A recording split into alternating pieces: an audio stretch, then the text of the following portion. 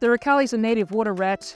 They live in the waterways around Australia, and them being here in the Torrens is actually a good indicator that the river is getting healthier and cleaner. I'm Clancy Warner. I'm a sculptor. I work with the mediums of bronze and wood and steel. Art jumps all barriers, so it's nice to have something on the street that everyone can enjoy.